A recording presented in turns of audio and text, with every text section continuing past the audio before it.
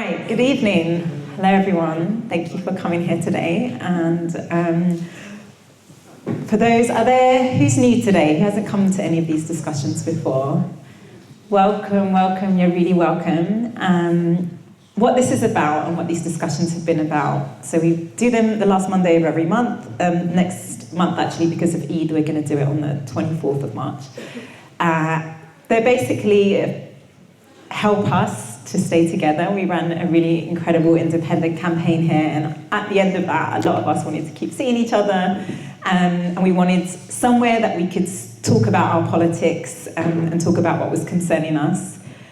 There are a lot of us that feel despondent, despair about what's going on in the world, and of course that seems to only be getting worse. I'm sure many of you saw the election results from Germany yesterday, where more than 1 in 5 of those that voted for the far right, which is pretty scary. And we see the way in which Trump is really pushing the ideology in Elon Musk and how that is spreading, and it is certainly concerning times for many of us. But this space and this meeting is for us to come in, to lean into the problems, to have the discussion, to talk to each other, to feel like there's a space where we belong politically, because the electoral system, although there are actually millions of us that don't like the way this country is run, whether it's economically, we don't like to hear that refugees coming via dangerous routes are no longer allowed to play for British citizenship.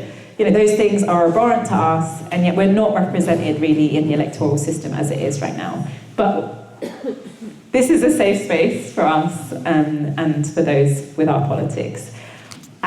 When I first started organising these and we were making a list of potential people to come, Leanne was right up there at the top. And I've been badgering her for months, and I'm just so pleased to have this incredible woman join us today. Actually, I've just forgotten to do something. One quick thing. I mean, you can see the leaves are over there, but more importantly, one thing that we're also doing as well is trying to spread some local news in these meetings. Some of you will be aware that we're running some local campaigns. There's a few things that have come up this month. Just have a look at my social media. Mornington Hall in Station Road. Some of you would have seen that the council has been there's KDOS who runs that hall, and they're trying to change their contract. They're not very happy about it. If you can have a look at my social media, there's a letter you can write. There is a meeting tomorrow night. Chinkford sometimes can be tricky, and the Methodist Church in Station Road is trying to change it into a homeless shelter, which I support personally, but there are people that are going to go to the meeting tomorrow night and cause trouble. It starts at 7:30, so for those of you in North Chinkford that want to attend that, or in the area that want to go to that, please go. And also, just related to the Palestine activism, many of you will be aware that there's been a great campaign to get Waltham Forest Council to divest. That is ongoing because they still need to put the pressure on, because there's ways in which, you know, the details mean they are avoiding doing what they need to do. So please do keep an eye on that campaign. Okay, so let's get on with it. Leanne Mohammed, who many of you will know through her activism on Palestine, but is famous, and should be, for almost unseating Wes Streeting in Ilford North, and it was just 528 votes,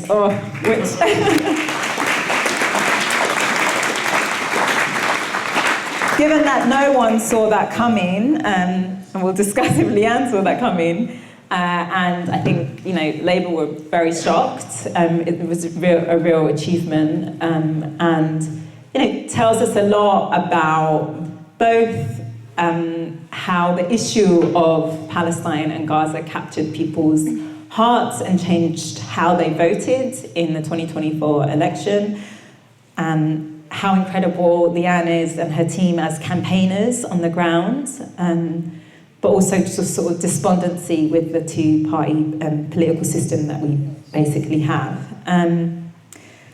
We're going to sit down and have this chat. So I'm just going to start with the question. I would have loved to have lived in that world where Leanne is already an MP. Tell us, Leanne, what would you be fighting for if you were in Parliament now? Thank Thank you so much. I'd first of all just like to say I'm honoured to be here with you today. I've been seeing these monthly meetings taking place and just been waiting my turn to make the dates work. It's a pleasure to be amongst all of you today. And can I just say what a fantastic campaign you also held here in Chingford and Woodford Green. As a fellow independent candidate, I know how difficult it was, building a whole infrastructure out of nothing. And regardless, we didn't win, we didn't make it to Parliament, but what we achieved is historic and something not just for us to be proud of, but our communities as well. So give yourselves a massive round of applause.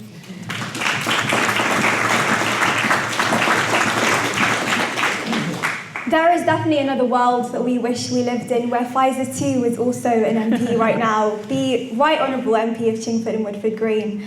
And can I just say what an incredible star quality, community-rooted candidate Faiza is. And fun fact, I think I was like about 18, 19, I was in sixth form when the last general election happened in 2019. I remember seeing how close Faiza got to beating Ian Duncan Smith back then and just thinking, I was obviously amazed by how close it was, but also incredibly heartbroken. And of course, it wasn't the only heartbreak. We had Jeremy Corbyn, who we were counting on to become our Prime Minister. And so that was probably one of my biggest political heartbreaks in history before mine came along. But what she had achieved was historic, and I was really inspired, despite it being a Labour campaign. And back then, obviously, many of us were Labour members. I was a Labour member, I was a Labour voter. Never again, we aren't going back to Labour. But despite it being a Labour campaign, it was very inspiring. And why did it stand out to me? Because it was a community-rooted campaign. Faiza was rooted in her community. She knew the area, people knew her. She wasn't parachuted in like these career politicians. And she had the best interests of her community at heart. And this was just very rare to see back then. So for me, that really inspired me, as a student studying at a local sixth form in Redbridge.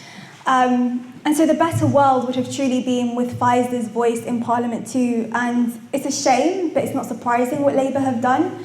But I'm just so glad that she has this wonderful community behind her that encouraged her to stand as an independent, because we needed her voice, and the campaign was just so well put together.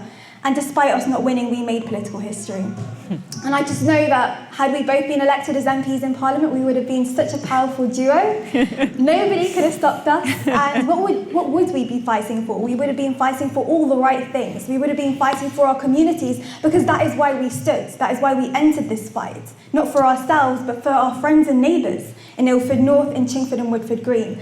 And so, I'm sure with everything that I'm going to say now, Faiza's going to relate. And I see a lot of similarities between me and her, because we grew up in these communities. We studied here, we worked here. My family found their home here in Ilford North. I keep thinking I'm in Ilford, but I vowed to my friends and neighbours in Ilford North that I would champion their voices in Parliament. And everything that I was saying on the doorstep whilst I was campaigning was that I have the best interests of my community at heart. Standing as an independent means that I answer to you, my friends, my neighbours, my people in Ilford North, and not political parties, not party agendas, and not corporate interests. And what we've realised is that we are impacted, like many, by a tax system that unfairly targets you and I at the expense of the super rich.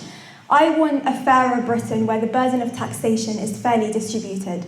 And right now I would have opposed the stealth rise in the employers' national insurance, and so many employers are holding back recruiting, particularly young people.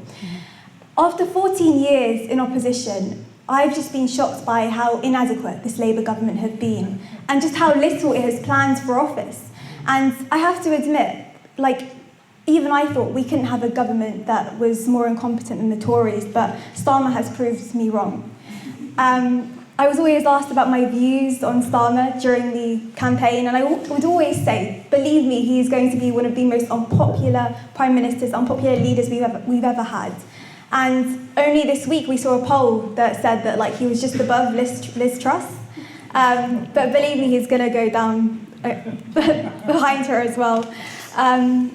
But yeah, essentially, why did this disillusionment start with Labour? It was because of something greater. And you all know Palestine means a lot to me. I am a British Palestinian, but more than that, I am human.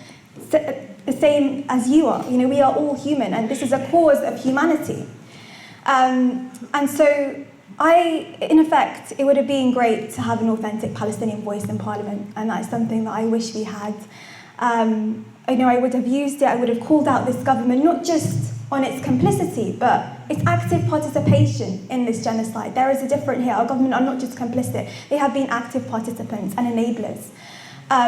We can't forget, Starmer has given Israel use of UK assets, including its base in Cyprus, use of spy planes that fly over Gaza daily. The government continues to provide Israel with diplomatic and military cover.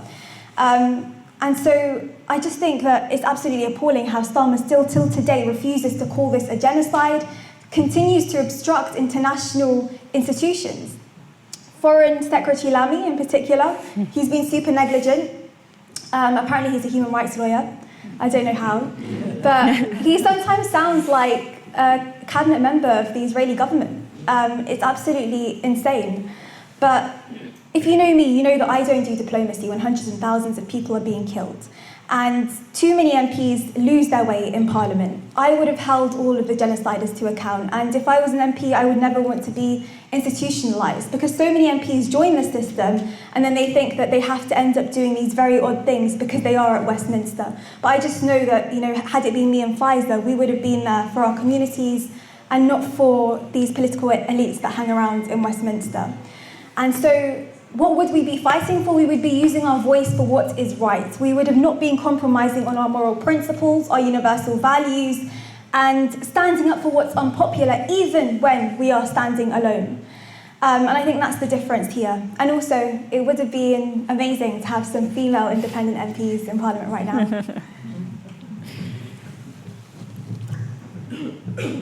Gosh, what an asset you would have been to us. And I think that idea of people going in and how sort of politics corrupts, which was something I was really scared about. And, told some of my most honest cousins and direct cousins to tell me if I started going wayward. I felt like I needed to stand. It wasn't like something I'd always dreamed of, but in 2017, there was a particular thing happened. My mum passed away. It was Ian Duncan Smith. My mum had been affected by disability benefits. That was my story as to why I stood. What was it for you that was really the trigger that you were like, okay, I'm going to take on Wes Streeting, which was like an unlikely, I think no one thought it would be that close, because it has been a Tory, before 2015, it was a Tory seat, right? Yeah, when I was saying how I was watching the 2019 general election and I saw Pfizer come so close to beating Ian Duncan Smith, that 18-year-old A-level politics student at the time would have never thought that at 23 I would be up against Wes Streeting and I would come within 1.1% of defeating him. I always am asked, why did you stand? And the answer is very simple, and it's one word, and it's Gaza. Because Gaza was the reason why me, why you, and why so many good people across the country and across the world decided that enough was enough. Gaza symbolises something greater, and it brought us out of our slumber. It made us realise that this political system is broken. The reality is that this two-party system is rigged against us, and it forces us to choose the lesser of two evils until we cannot see anything but evil. And that's what the Labour and Conservative parties, Democrats and Republicans are today. They are two sides of the same rusty coin. So Gaza is changing an entire generation for the good, and we are freeing ourselves from a system that's polluted our air, our politics, our minds, and our souls.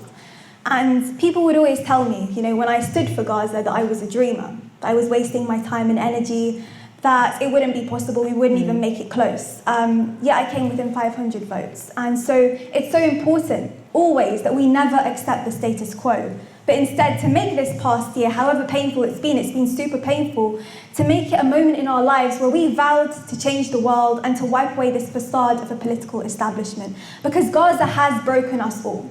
And I always say, this is a genocide that will haunt us for the rest of our lives. Gaza has exposed us all. It has revealed the stark realities of life. It's taught the world the profound meaning of faith, of resistance, and it woken us all to our broken politics. And so the same people who were privatising the NHS were the same people who were advocating for the genocide in Gaza. So Gaza is a symbol of something greater. And by addressing Gaza, we address the multiplicity of problems that we face here in our broken politics. And so Gaza did play a central role in my campaign. I will never shy away from that. I'm a British Palestinian who was raised in Ilford North. My community of Ilford North was and still is suffering, and I witnessed this firsthand working as a local youth worker, as a food bank volunteer. You know, many working people, many pensioners, families are struggling, and they are still struggling, all while energy companies are still making record profits. And so I care deeply for the welfare of my friends and family in Ilford North. I told you, Ilford North is a place where I was raised my entire life. I still live there. I studied there. I got my first job there. It was a place that welcomes my parents as their home. And so when I announced that I was selected by my community to stand as the prospective parliamentary candidate for Ilford North, I did so out of a very deep sense of responsibility. Well, so you spoke there about Gaza changing us all, and I was surprised in Chingford and Woodford Green how much it came up on the doorstep. I got told off for tweeting that it was coming up quite a lot by the Labour Party, but it did, and I wonder what you heard on the doorstep, and also I guess if you were surprised by how close it was, and the kind of how the campaign quickly gained so much momentum. It would be interesting to see how many people here thought we were going to get as close as we did. How many of you thought it was going to be close? Give me a show of hands. Do you thought I could actually do it? Okay. I was not surprised at all because I was standing to win. I knew that we could win, and I was telling that message to everyone on the doorstep. I was not in this fight to waste my time. I was not in it to waste my volunteers' time either. We were standing to win, and we knew we could win. But many people were undoubtedly surprised by the result. And they didn't think that I had a chance at all. They thought that I was merely undermining Labour by taking a few thousand votes. And some even predicted that I would lose my deposit. But I received 15,119 votes, and the Labour Party's West Streeting 15,647. And so, if 263 voters had moved from Labour to me, I would have won the election. And there was probably that many that thought, oh, I want to vote for Leanne. This happened to me a lot as well, but there's no point really, and we don't want to get the Tories in. 100%. And actually, I was really honoured to speak at the Cambridge Union on Friday. And during the Q&A, I had, a student stand up and ask me a question, and she said, Leanne, I have so much respect for you and the work that you do in your campaign. I'm actually from Ilford North. I'm a student here, but I regret to say, and I can't believe I'm admitting it to you, but I was one of the 528 who didn't vote, who could have made political history. But she said, I was just so politically naive and I didn't think it was possible, but now I'm all behind you. Any campaign, anything that you need, please let me know, I want to help. And there are so many people like her.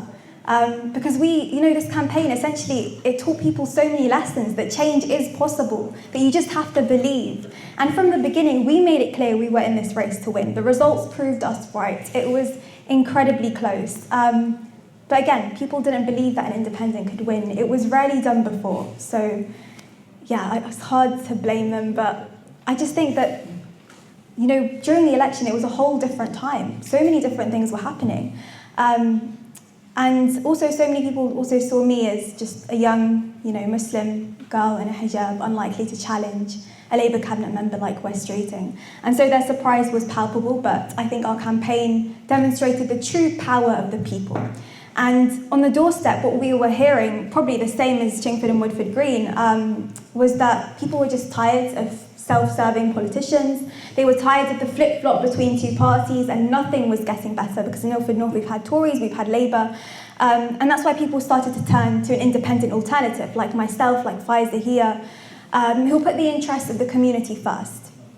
And we just wanted to get these careerists out of politics, and people were turning their backs to both parties. The reality is these parties don't serve local constituents. These parties are bankrolled by corporate interests, and they do not serve communities, and we all deserve so much better. And, there was so much hope. I think if you were to ask me to sum up my campaign in Ilford North in one word, it would be hope. Because that was the main message we were giving to everyone. It was a chance for us to do things differently. And there was something so special about telling people that, you know what, I'm here to represent you, represent a constituency and not a party. Because very few constituencies have had an MP who actually listens to the people and not their party. And so being able to advocate for issues that my community really cared about resonated a lot. Really, we've been disconnected from what real power is. And they wanted us to be disconnected, but we have discovered that real power is the people and not the parties.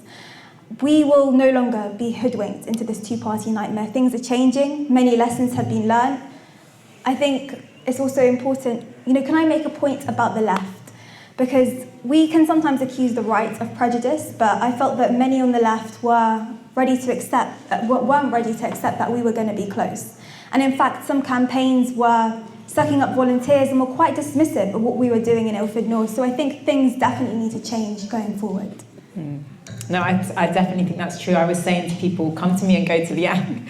And people just were like, really? And I was like, yeah, really, because the thing is actually what I thought, I didn't realise it would be so close, was like, actually just whatever the number, it's important to take a stand there, and that it wouldn't just be a few thousand, and it definitely wouldn't be under 500. I don't know who said that to you, like what? Because I know family that live in that area, and I know the Pakistani community at least was not going to vote Labour. So I didn't realise it would be so close, but I was telling people to come to you and us. I think many people discovered in this election that, how important their vote is. Every single vote counts, and it could have really made a difference in Ilford North. Many people told me after that, Leanne, I swear if I knew it was going to be that close, I would have voted. But yeah, just didn't believe. And it's about believing. Our communities have to have this belief. It's literally the prerogative of this two-party system to deny us this hope. And so, I hope that doesn't happen again. So Wes Streeting must be really, really concerned about whenever that next election comes, and we'll come back to that. And I know a lot of people have questions about, broadly what the left does, and in particular what Liam might want to do next. But let's talk about Gaza and the West Bank. Of course, there's been a lot of news in the last couple of days about what's happening, about this, looks like annexation that's happening in West Bank, and 40,000 people already displaced in just the last few days. Can you tell us what's happening in Gaza and West Bank right now, and talk to us about what you're hearing from the ground? Yeah.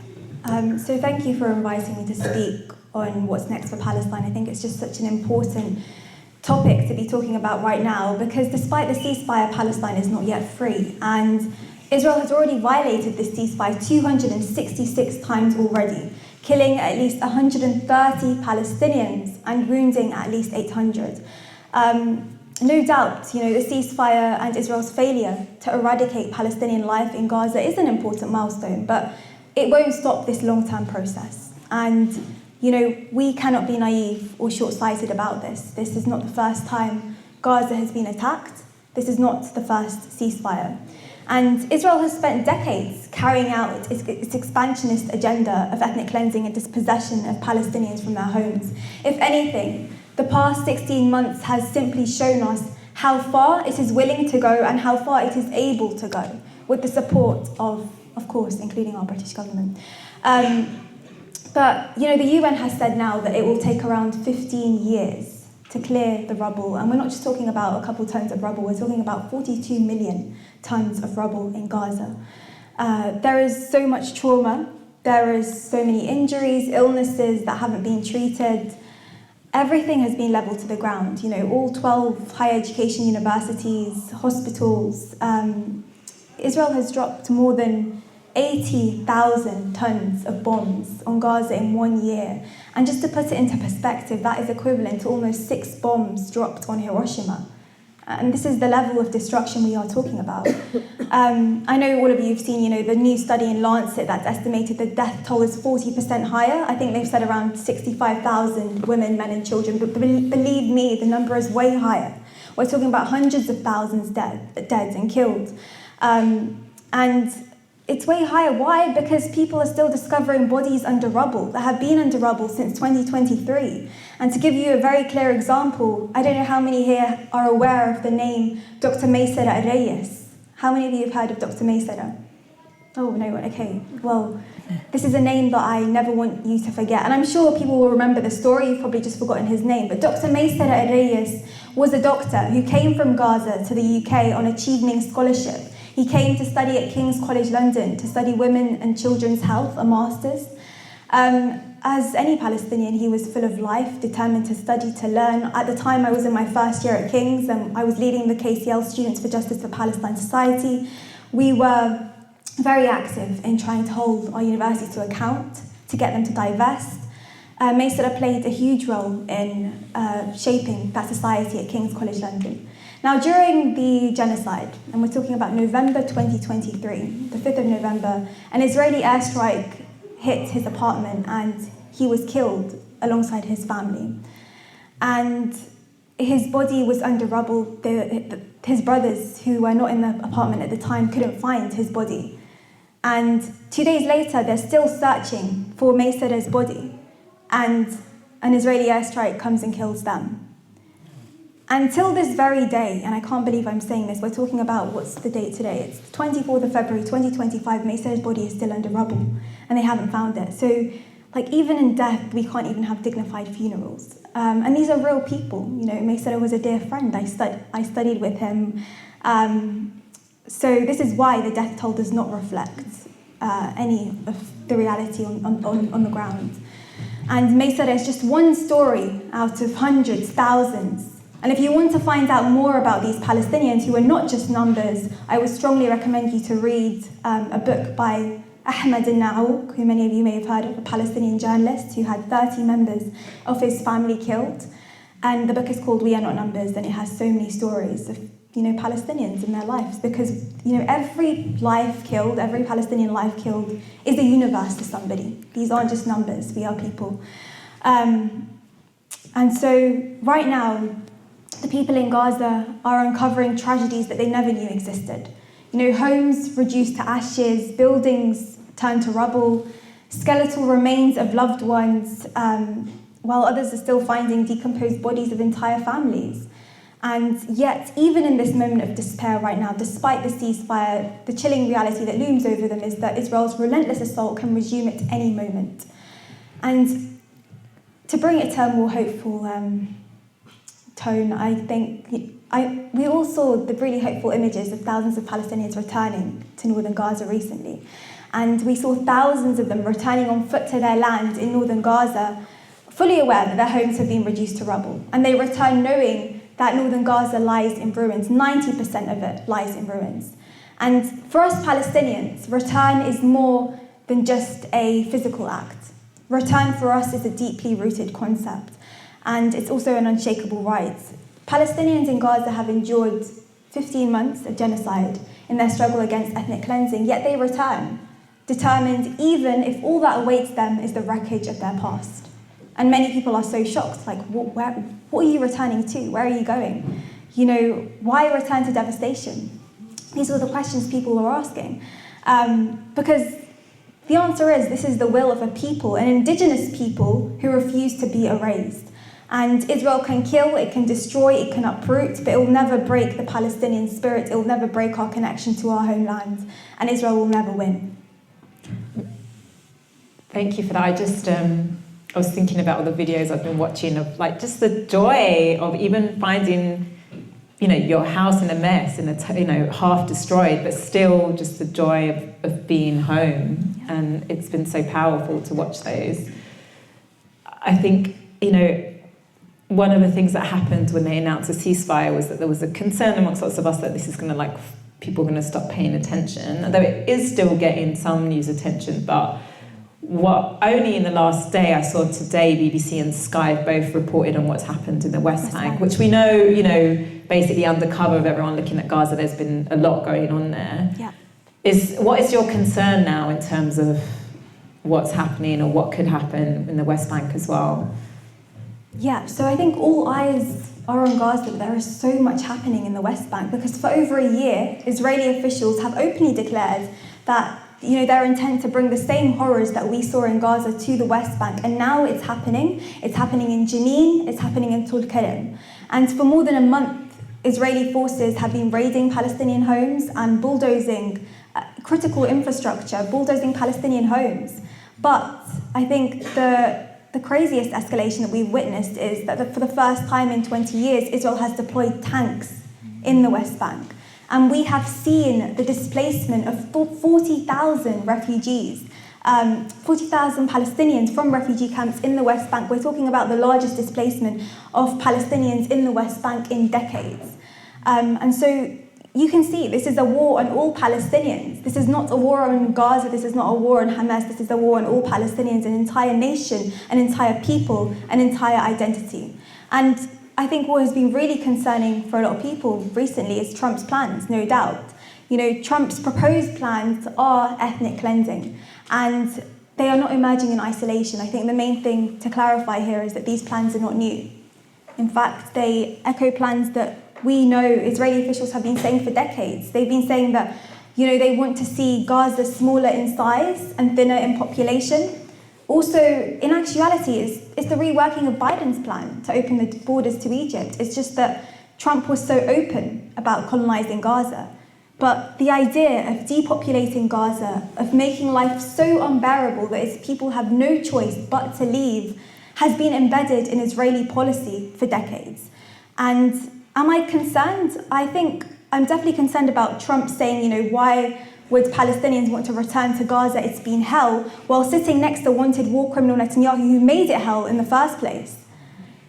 And actually, no, you know, that wasn't the most concerning part. The most concerning part was Trump pulling the chair for Netanyahu to sit, because that tells you everything that you need to know.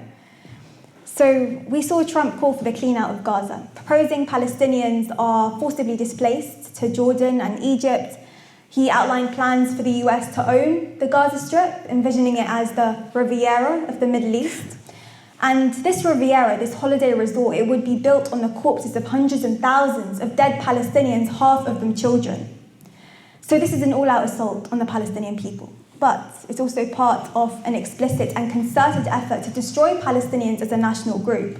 And it has come in the wake of a very long history of atrocities that define the Palestinian people's experience of more than a century of settler colonialism in their homeland. But we cannot forget that, you know, it was the Biden administration that was responsible for this genocide. You know, they armed Israel, they gave it diplomatic cover, they undermined international law to protect it, and they financed its death machine. And the only difference with Trump is that he wants to accelerate it, and he's saying it out loud. Trump didn't change US policy, he just simply took the mask off. Ethnic cleansing was always the plan, and it wasn't just of Gaza, it was also of the West Bank, it's the whole of Palestine. But the Palestinians will resist, because living is resistance, tents are resistance, breathing is resistance, and this is what Trump fails to understand. That Palestine is greater than Trump, Netanyahu, Biden, Starmer, Lamy, and all the delusions of these war criminals and colonizers. And the Palestinians will return. You know, they will run out of ways to erase us, but we will never run out of ways to exist. And Gaza is Palestine. Its people are rooted there, and the Palestinian people are not going anywhere. I think, yeah, many of us are really inspired by, you know, the incredible strength that we see there. But then also, I mean, we did hear, to some extent, different politicians around the world push back on Trump's plan. Was slightly more muted from Starmer and Lamy, and I think some of us have been quite struck by the double standards in which they support Ukraine, which we should support Ukraine, but, you know, it's weird, that's kind of the inverse, like how Russia behaves and how Israel behaves. I don't see the connection. And also, of course, in the way in which refugees are treated from Ukraine versus elsewhere in general, but Palestine. Where do you see, like, what gives you hope in that kind of political constellation of people pushing back? And why do you think that Starmer and Lamy are being so muted in their response? Is it a fear of Trump? Is it just because they don't support? I think, you know, the Starmer government and David Lamy, no doubt, will want a relationship with America. And they definitely don't want Gaza to ruin that relationship. And so, it's been a pillar of British foreign policy, and in particular, Labour's foreign policy. And we saw that with Tony Blair, with the Iraq War, that you have to stay close to the Americans, even if the Americans are doing something wrong. And Keir Starmer kind of knows that this is his way of staying relevant. We know that on Thursday, he has his first visit to Washington, and that if he says anything on Gaza, not that he would want to anyway, but if he says anything, it would antagonise Donald Trump. He doesn't want to be the British Zelensky, and their muted response is not surprising at all. You're talking about refugees. Last week or this week, they were absolutely up in arms about 6 Palestinians getting residency here in the UK who've come from a genocide in Gaza that this government have enabled. And the only conclusion I can give you here is that they simply see us as a people who are inconvenient. We are simply not seen as humans, and our lives are not worth anything. Yeah, people have asked me before as well, why do you think? And I saw it internally in the Labour Party, just the reaction to the lives lost, Israeli lives lost versus Palestinian lives lost, and just the very different response amongst other Labour candidates. It's perhaps not a surprise, but it was still quite shocking to see. And I do think I do think that they care less about Palestinian lives. I think that's true. They have less compassion and empathy. I think, we've realised that our struggle is more than a struggle against settler colonialism. And if anything, the past year and a half has shown us that it is also against a pernicious narrative that places humans within a racialised hierarchy. And so for them, Ukrainians deserve humanity rightly, but we Palestinians do not. Both Keir Starmer and David Lammy have made it clear they care more about Israeli propaganda than the humanity of Palestinians. We've heard it a lot in their rhetoric that Israeli mothers feel pain. He talks of Israelis being massacred, brutally murdered, while Palestinians merely randomly lose their lives.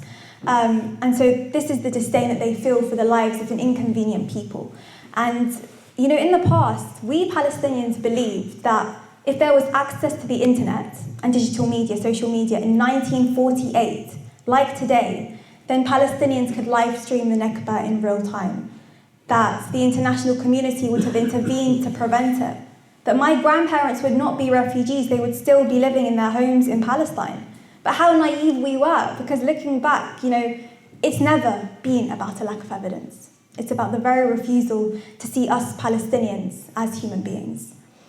And I seriously believe that, Starmer is convinced in the righteousness of the Israeli settler project. In this sense, he is a Zionist by conviction. We're going to open up to questions in a bit. I guess one of the things, though, that struck me about the election and just generally, this room full of people and, the number of people, especially young people, that have told me that they fundamentally see the world in a different way because of what they've seen come out of Gaza. And in that way, it's horrible, but, also that so many people, and you can see it protests in places all around the world. I saw someone had posted on Instagram, they'd been traveling a lot, and they saw Palestinian flags, all across the world, from South Korea to, just everywhere that they went. Does that give you hope for change? Or where does, I'm just aware that for you, as well as a Palestinian, this has been a really painful time. Where do you find hope? I think the main thing that I find hope in is my faith. I'm a visible Muslim woman. I'm a very proud visible Muslim woman. And if you didn't know, the majority of the Palestinians in Gaza are Muslim.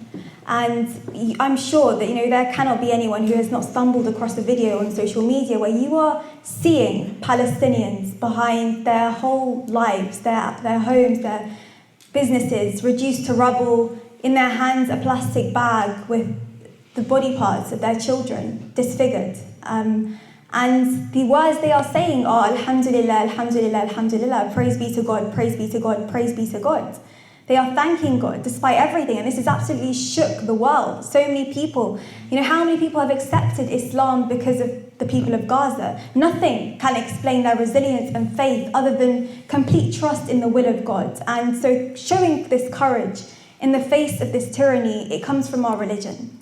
And that's, we Muslims know that temporary sadness is in this life, and it will be rewarded by God. And so resilience becomes a part of faith, especially when fighting for justice. And I think resilience is what the people of Gaza have been teaching us all. You don't hear of people that give up on faith and family. What you see are an upright people that are teaching us how to live, because with pain comes resilience. And this is the people of Gaza. How do you defeat a people like that? You cannot.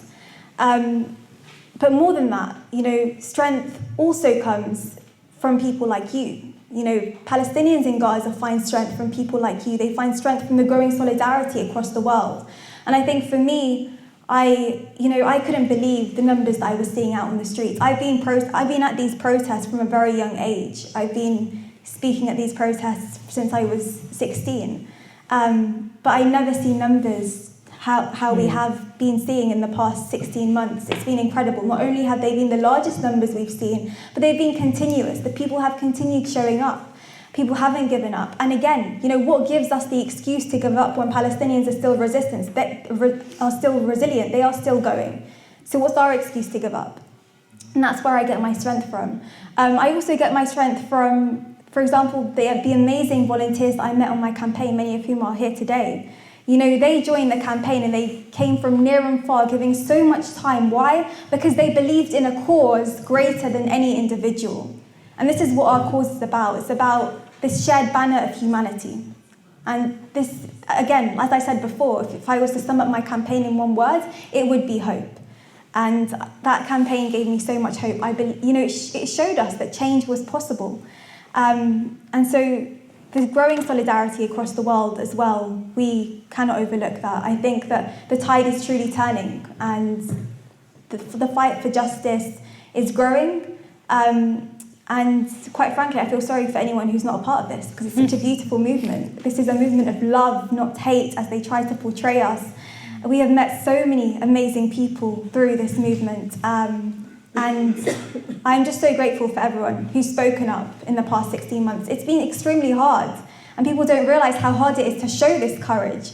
But I think that, again, Gaza is changing an entire generation for the good.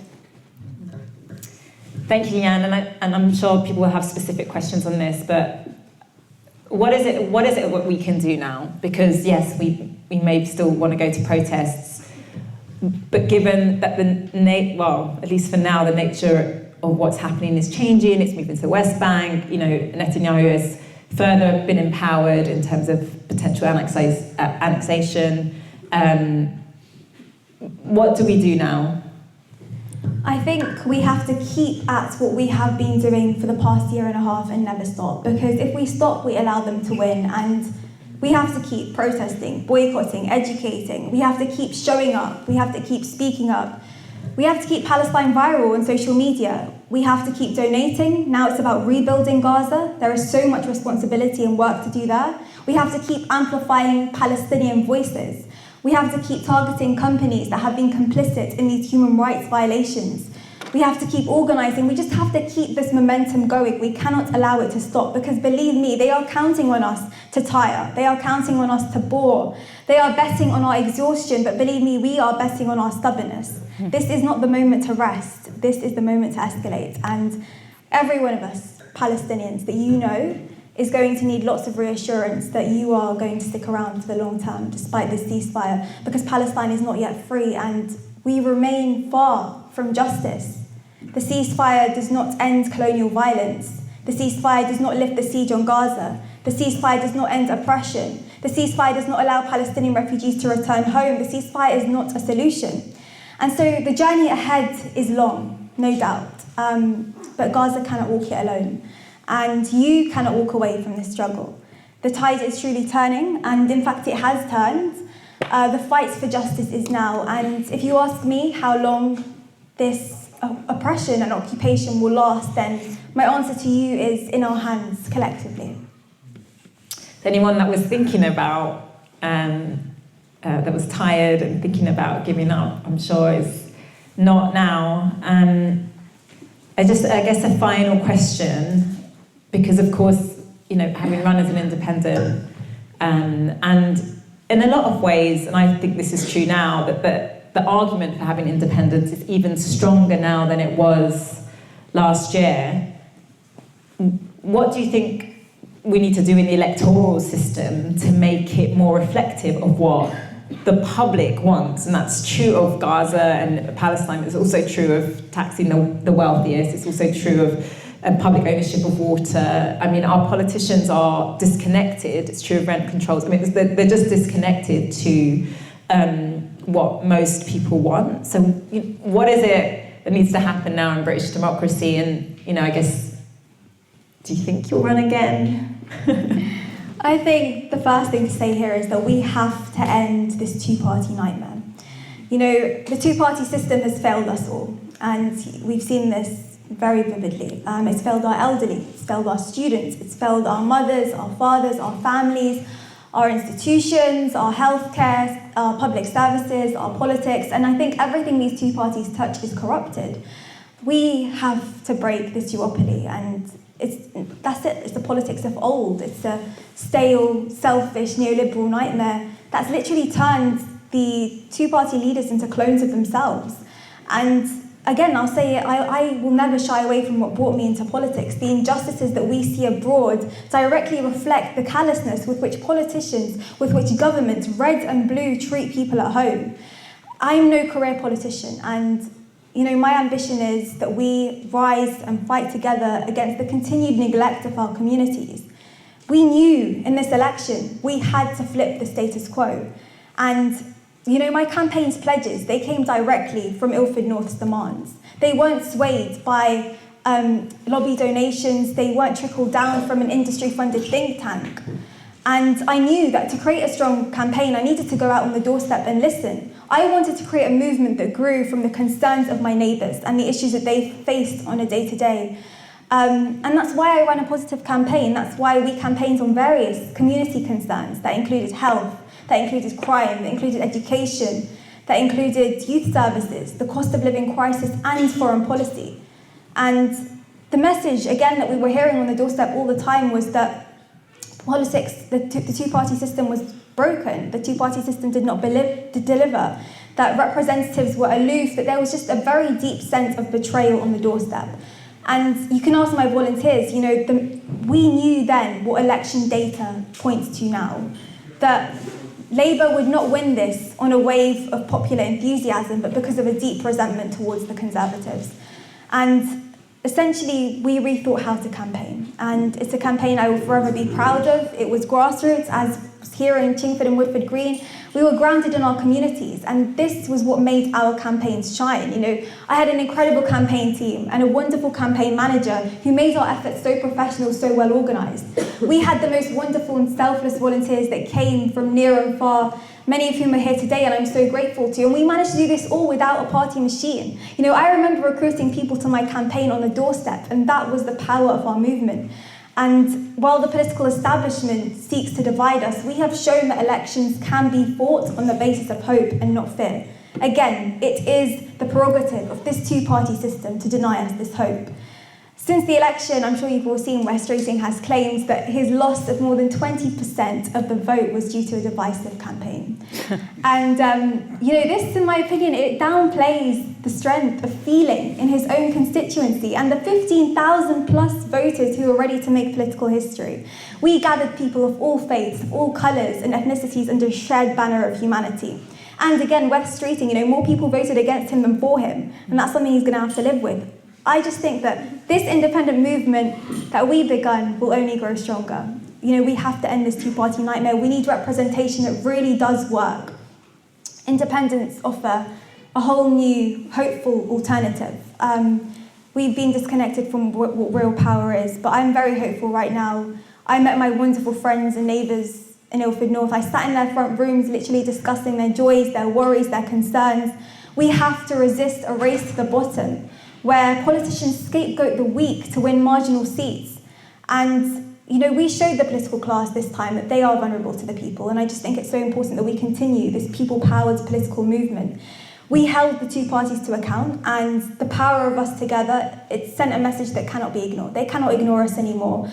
And we will never be silent, and we will continue to rise up against this injustice. Thank you.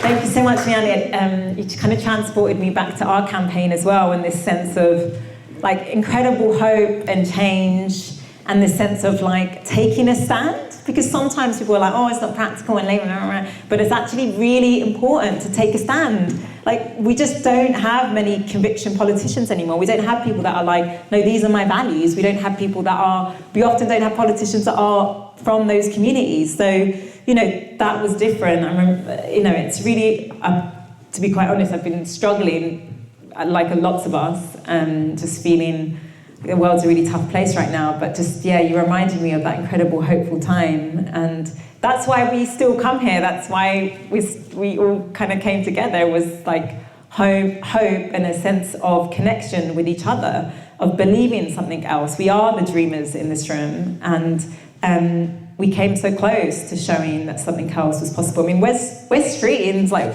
you know, if he wants to be the next leader of the Labour Party, let's face it, I mean, he's a very high-profile person. So let's take, for those of you that haven't been here before, what we do is we take 10 minutes, chat to each other. I like people to get to know each other, get a cup of tea, there's some biscuits at the back, some water, and then at, just after past, I'll call you back, and then we'll do a Q&A, if that's okay. So if you need to run to the loo, go now, and we'll have half an hour of Q&A. Thank you. I'm going to take 3 questions together. There's one right in the back. You always have a question for us. Hiya. Yeah.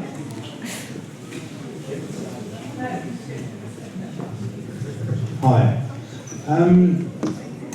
My name's Dr. Kevin Coolidge. Nothing is ever done out of pure spite. And if you look in Ukraine, there seems to be a similar situation with Israel. And Lindsey Graham let the cat out of the bag with, it's all about the resources. And no one ever speaks about what's sitting offshore Gaza, which is an estimated $600 billion worth of oil and gas.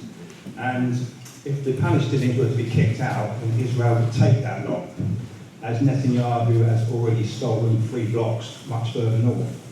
So do you think that this war that Mossad and Shin Bet and the Americans didn't have a clue what Hamas was up to, and for 7 hours didn't do anything at all, do you think that this is part of their plan, to actually rob that oil and gas reserves off the Palestinians once they've kicked them out?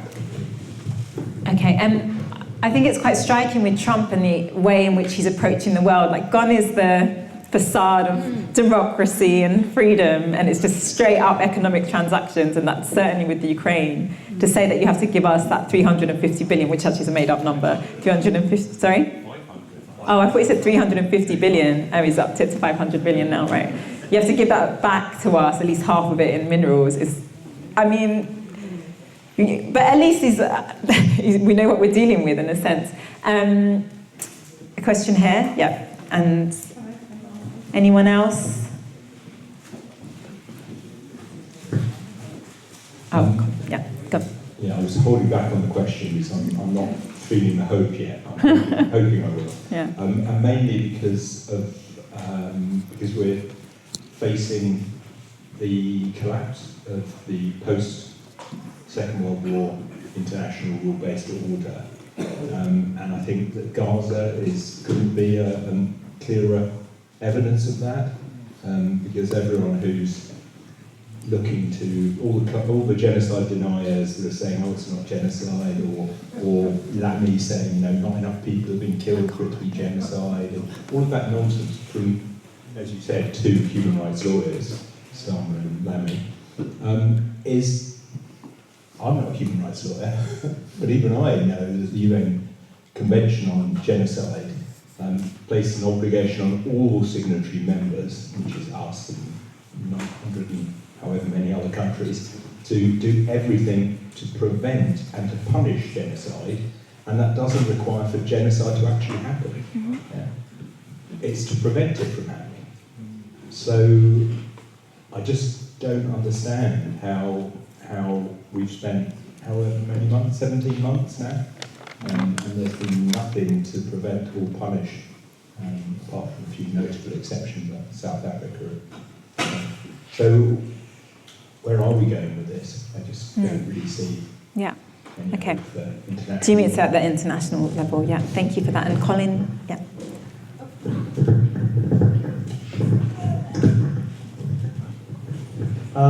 My name's Colin Jenkins. You mentioned earlier on about people hoping that Palestinians would go away, people in the West in particular, and the problem would go away. I wonder if that might be a case with some of the Arab states in the Middle East as well, because when you consider the countries that are there, why do you think they're not doing more than maybe they could be doing? They don't seem to be doing very much at all. Why not? And do you think there is any potential for them to get involved and be part of the solution and start putting more pressure on themselves? Yeah, great questions. Do you want to start with Oceana? I think I'll start with a question of the gentleman who wasn't feeling much hope and was just asking about where next. Israel has just spent 16 months continuously bombing Gaza in a brutal genocide, and the Palestinians still do not leave Gaza. And there's nothing that Trump can do to force them to do so. They haven't and they won't, and indigenous people just don't leave their land. And this is something that occupiers will never understand, and colonizers too. While Trump calls for this clean out of Gaza, the only clean out that's needed is the removal of Israeli colonial occupation from the land. And Palestinians will resist this because you will not see a voluntary population transfer. Often, so many times US settlers propose millions of pounds, dollars, whatever it is, to Palestinians for what is in effect a very small room plot in East Jerusalem, and still they refuse to move. And so no amount of money in the world will be a cause for Palestinians to betray their people and the lands that we rightfully own. And so I think, that should give us hope, because the Palestinian people are still resilient. It's been, again, a genocide that will haunt us for the rest of our lives, but the focus now has to be on what's next? What happens next to ensure a just and a lasting peace? That's what everyone loves to talk about, right? Peace.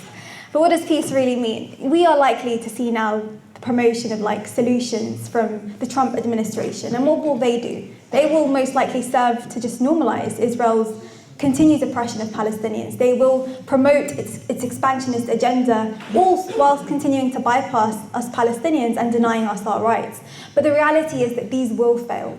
And I think the onus is on the international community now, including our British government, to push for accountability, to address the root causes, and to uphold core rights of Palestinians. There can be no peace if you're not giving people their basic human rights. And in terms of what's needed now, it's no different to what was needed before the ceasefire announcement. It's no different to what was needed before October 2023 and the decades before. Because the reality is that Israel is responsible for war crimes, and its officials are wanted by the ICC, and it's on trial for genocide, and none of that changes. So what's needed now is political will, and I think a sense of urgent accountability. So this cannot happen again. We cannot allow this to happen again. And the UK, in particular, it should be leading on this rather than seeking to shield and occupying power from accountability. So I think that's where we are now and what has to happen next. There was a question on resources and how important you think it is that what Gaza has and why that makes, I guess, Trump, particularly in his clear economic transaction approach to diplomacy, is again, Trump is just very clear, and I think that's something that we have to appreciate about him. One thing that we have to appreciate, he's just very clear and he says it straight. He is openly talking about colonizing Gaza, and it's everything. You're talking about resources, it's everything. They want everything. They want the people out of the land. They want to build their holiday resort. That's their intention. It's not just about pinpointing this resource or that resource. It's about everything. It's always been about ethnic cleansing. Ethnic cleansing has been the plan, not just of Gaza, but the West Bank too. And that's what's happening now. We are seeing a very dangerous escalation into the West Bank. And no doubt, I don't know what will happen next, but I just know that, you cannot defeat a people like the Palestinians. And with the question on the other Arab states, which is something I think in the Muslim community comes up a lot, like this frustration with these neighbouring Arab countries, what are they doing? And I remember being at a discussion on Palestine back in 2019, and I remember the Egyptians and I think they were Lebanese speakers saying to Brits in the room and to me, we're going to have to rely on you because our countries aren't going to do anything. And I was shocked. I was like, this country's not going to do anything either. So, have you got, I know your family's in Jordan. What's your sense of the countries around? I know with that meeting with the Jordanian king and Trump was just embarrassing. Who was that? Did you see the... Oh, yeah. He just nodded along. Yeah. So just to clarify, both my parents are Palestinian, and my father's a Palestinian refugee from Lebanon, and my mother's family live in Jordan. And as you know, Palestinian refugees are scattered everywhere. This is the reality of displacement. And we are disappointed, of course, by these Arab states. And you ask, is there any potential for them to do anything now? I think it's far too late. I think, where have you been this whole time? And yes, it is very disappointing, but the Palestinian people are not waiting for the Arab states to wake up now, believe me. And I think what we've seen is, the collaboration. Again, you mentioned the meeting with the King of Jordan. Quite frankly, we expect so much more at a point where over 65,000 people have been killed. And I think there's nothing the Arab states can do now to redeem themselves, quite frankly. Okay, well, let me just give you the mic. There's a couple of questions, so I'll come. Okay, I'll come back to you in a second. Thank you. Just to say as well that I think on your point about the international community and rule of law. So I spent some time working with a lot of ambassadors at the UN from all different parts of the world, and one thing that really does strike me is that this had started a while ago because the global world order has not been working for most people on this planet for a long time. And so actually there was already a shift with many countries angry about the way in which the West hoarded vaccines, angry about debt, which is ongoing, and then really angry about the double standards of which Ukraine has been treated versus, what the US did in Iraq, and of course Palestine now. And it has caused a rupture, and it does undermine cooperation kind of with Western countries, but actually there is a lot more cooperation happening amongst those countries at the UN, and there is more regional efforts as well. And so, I'm not talking about the Arab states, but so African Union, for instance, and I don't want to overblow it, but it is interesting how many countries are angry about this. And so don't think that everyone's like the UK. They're not. The UK always used to embarrass me so much when I was there. They would always say the most embarrassing things. Anyway, I could get into it, but I'm not going to. So, remember there are and actually Norway, Spain, Ireland, there are countries that have broken away. But, there's many others around the world, and of course South Africa has done a lot, but there needs to be a remaking of the world order in any case, so we need ideas on what that looks like next. And I think, it's people moving from the US, a lot of countries are starting to borrow much more from China, or have in the last 10 to 15 years started borrowing much more from China, which has its own problems, definitely. But things are shifting from a very bad world order in any case, so I wonder, I'm not saying it necessarily is going to be better, but things are shifting.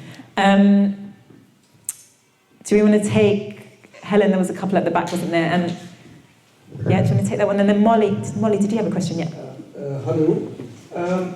The Palestinians have been told that they should pursue a two-state solution, and during this period they have been genocided, apartheid, ethnic cleansing, resources being stolen. Is it time that the Palestinians and all of us start campaigning for a one-state solution with equal rights for Muslims, Jews and Christians in the Holy Land, and use that as our reference point for all negotiations? Thank you. Yeah, but there's a lot of question about the viability of a two-state solution because of the settlements as well. And Molly, I was going to say, because there's no women that have asked the question yet. Yeah. Yeah, so we will be doing on the demonstrations, and obviously we had the events on January the 18th, which are obviously outrageous, but it does raise the question of what we do as well as the demos now, particularly to keep our campaign together.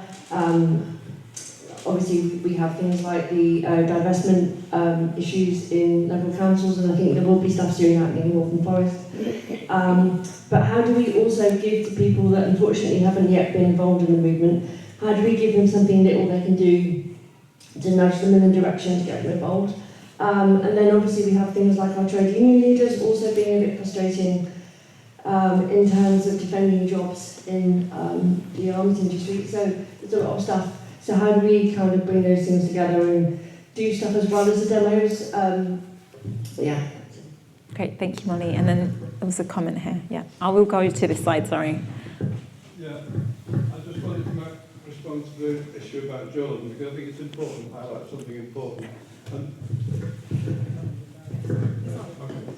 In America, we have to be not naive. America is the root of most of the evil in the world. And Jordan, King Abdullah in Jordan, receives a shed load of money from the US, just as the guy in charge of Egypt. She reaches shed load. Definitely.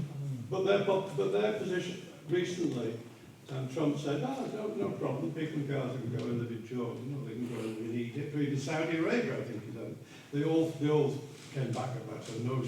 And the reason King Abdullah and the guy in Egypt said no is because their position is quite precarious. They're not loved by their people, they're hated by their people, particularly King Abdullah. And they know that would be the final straw if they was to agree with Israel that these people could be moved out of Israel and dumped in Jordan and Egypt. They would probably not survive a week. You know, there'd be uproar in the country. It's not that long since Egypt had a revolution, and then our friends the Americans came along and put the military regime back in there. So let's not be naive about this. Most of the problems in the world stem from America, and unfortunately, in recent years, European countries have become their vassals. Yeah. Yeah, there's certainly a lot of leaders that have been brought off in that region. Okay, I'll do one more round on this side, but let me just, do you want to answer those first? Yeah.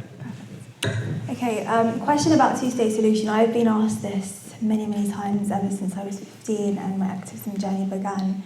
And, I would always say, why are we even talking about this when my people aren't even given their basic human rights? Let's talk about rights first. Let's talk about equal rights for everyone. But again, the two-state solution, does it allow my family to go home? No, it doesn't. It doesn't allow my family of Palestinian refugees right now in Lebanon, living in a refugee camp, to go back to their homeland in Haifa, in Palestine.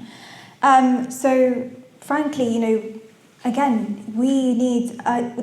The solution is not going to be military. It's going to be one of political will, and it's going to be one that starts with accountability. So accountability is the beginning of all of this, and then basic human rights for everyone. But we cannot talk about a two-state solution that doesn't work. And what was the other question?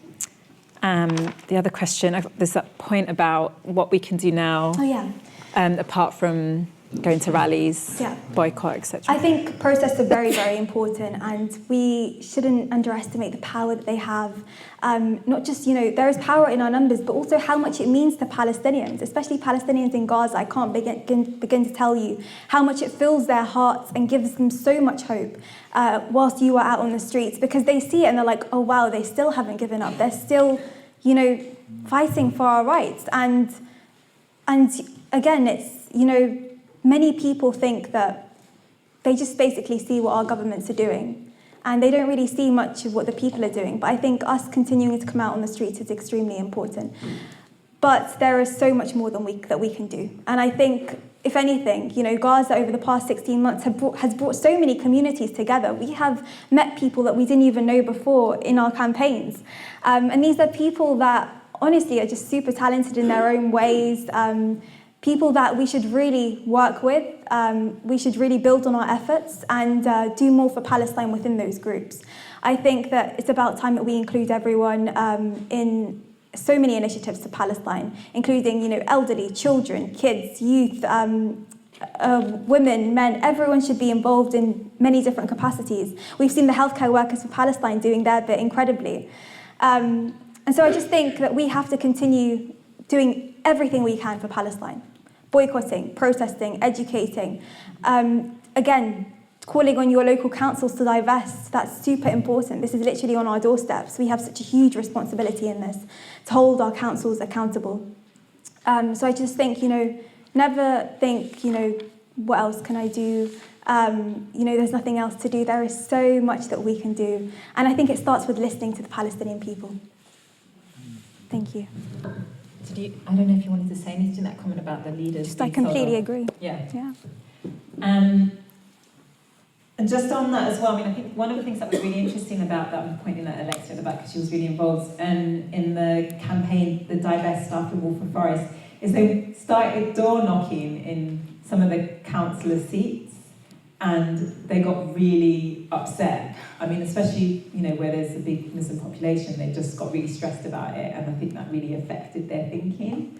And so, that sort of thing during the council elections and making it an issue, I think will be important in our areas around here, the council elections next year. Okay, 3 more questions from this side. Oh my God, there's so many. Sorry. Okay.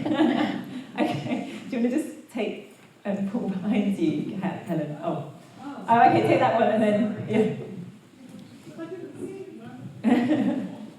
Hi. When Palestine is free, inshallah, what do you think happens? Because sometimes everyone gets a bit disillusioned and we're all fighting for Palestine to be free, but when it is, what happens?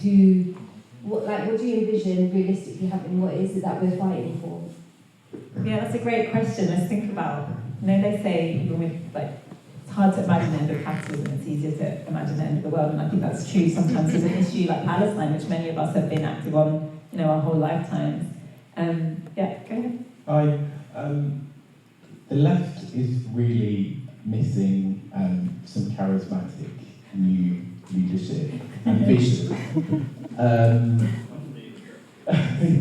What about, have either of you considered co-leaders of a new party? Very cheeky question.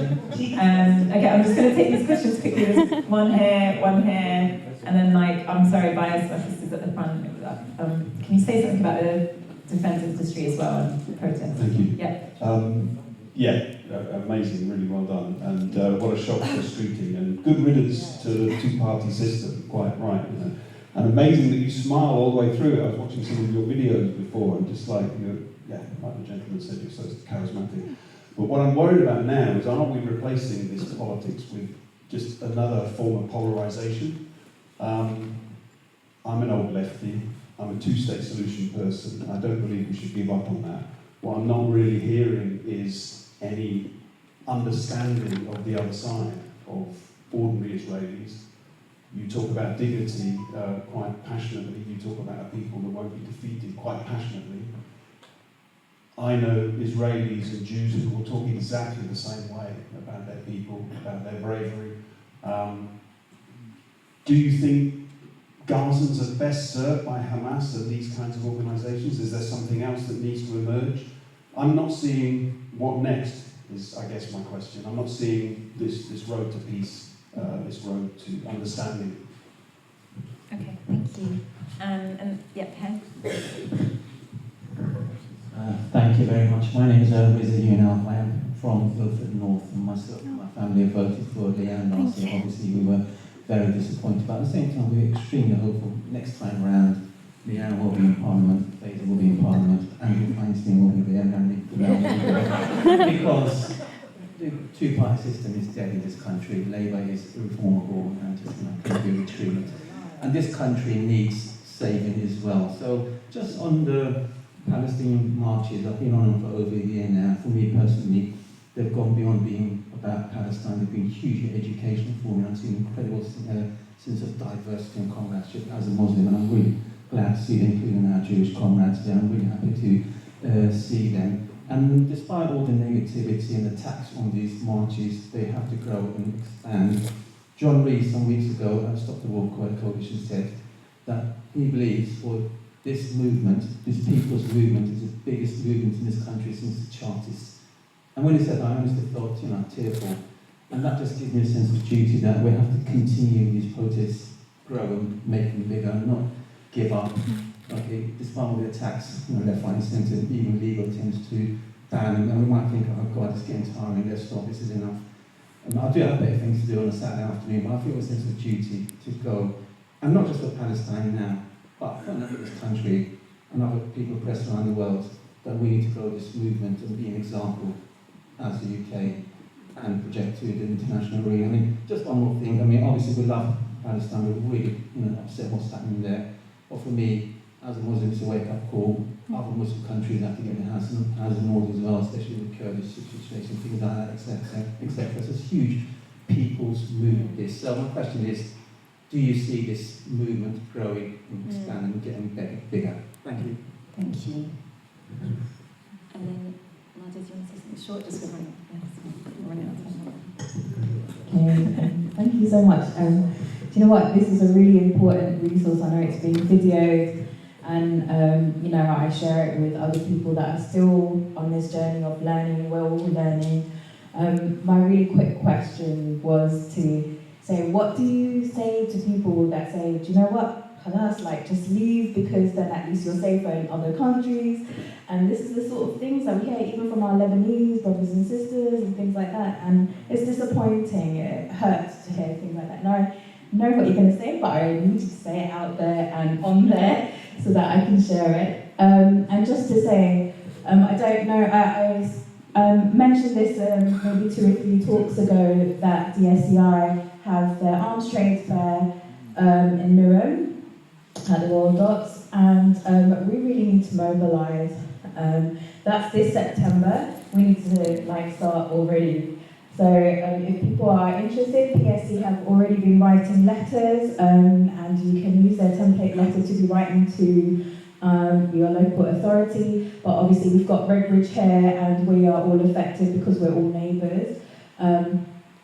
Obviously we're affected much more beyond that, but this is something we can do right on our doorstep, so let's mobilise.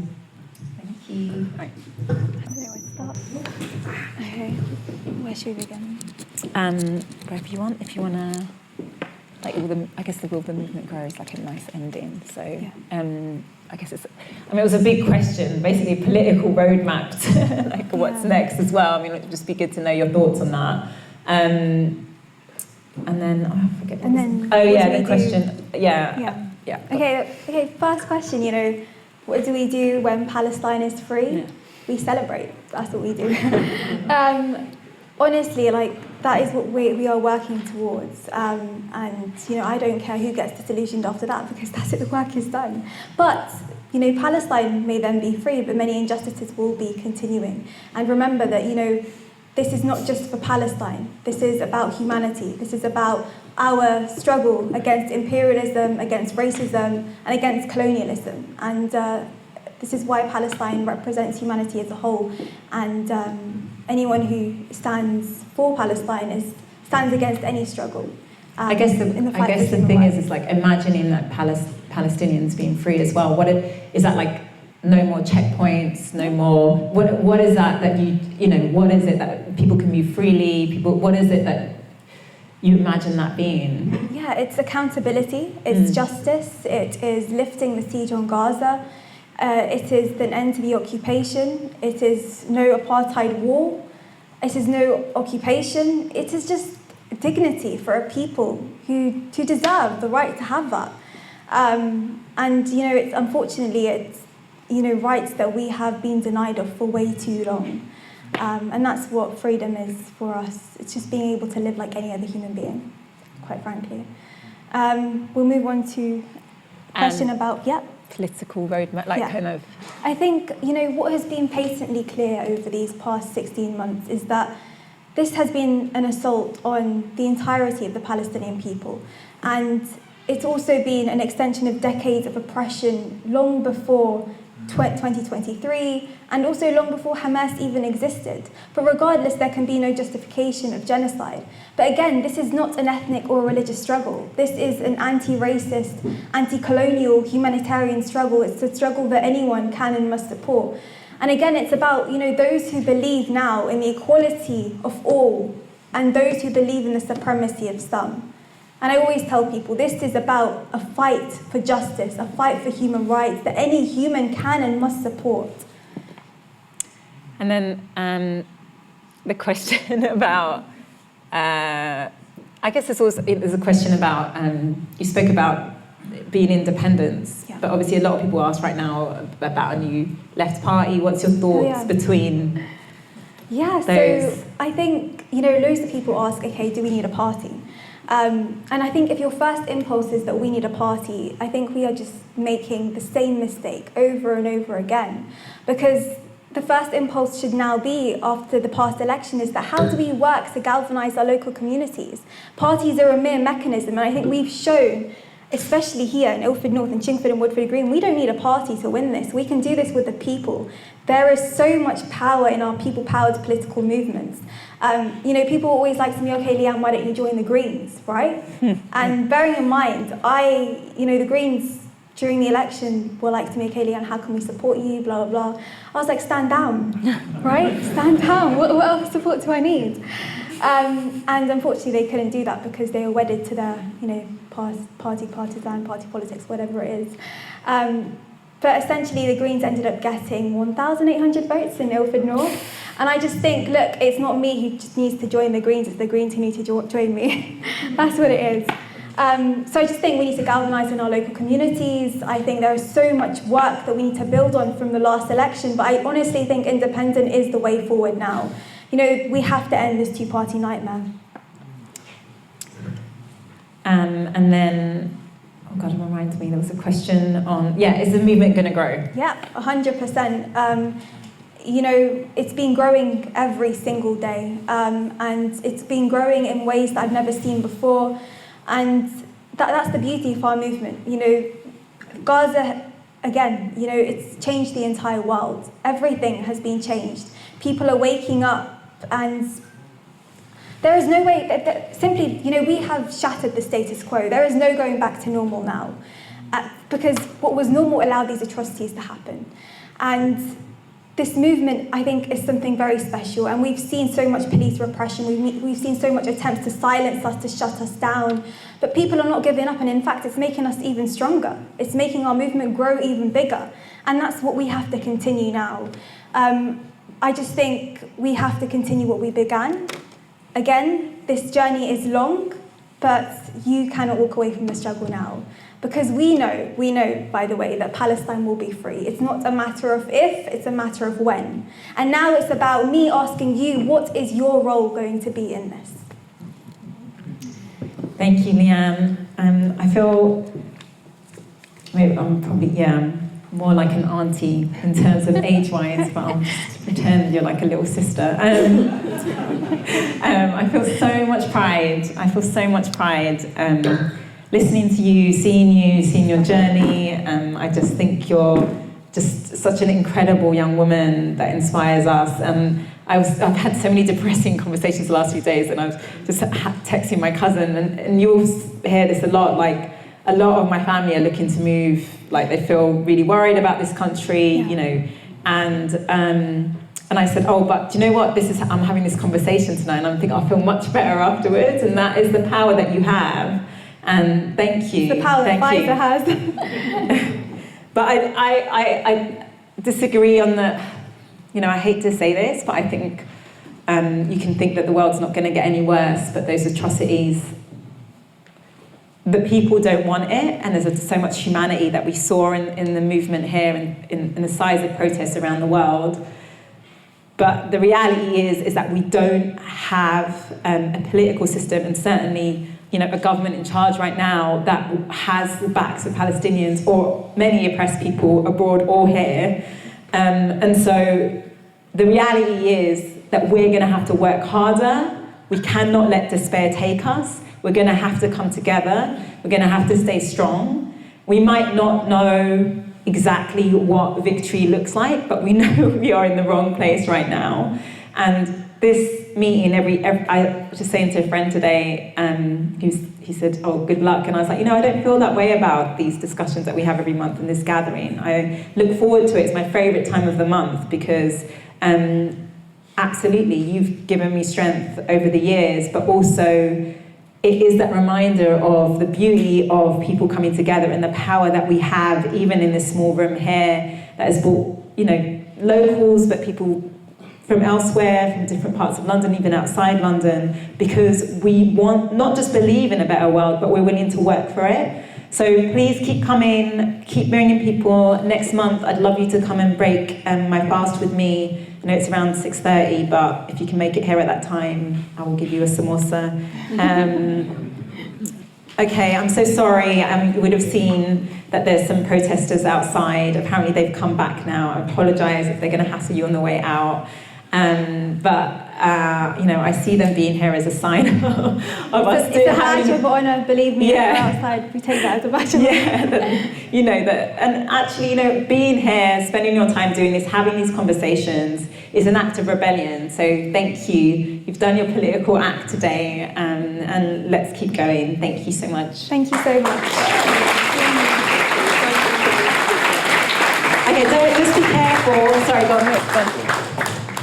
Right, just two quickies there, yeah? I'm not going to chuck you out straight away, but I am going to chuck you all out in a minute, right? So, the people that are outside, yeah? The best way of dealing with ignorant people is just to ignore them. And those that are hate-filled, we treat with love, yeah? So kill it with kindness. Yeah. I want you to engage with them. But before that, I want you to go the extra mile, which are, these chairs don't stack themselves, yeah? Piles of 10, thank you.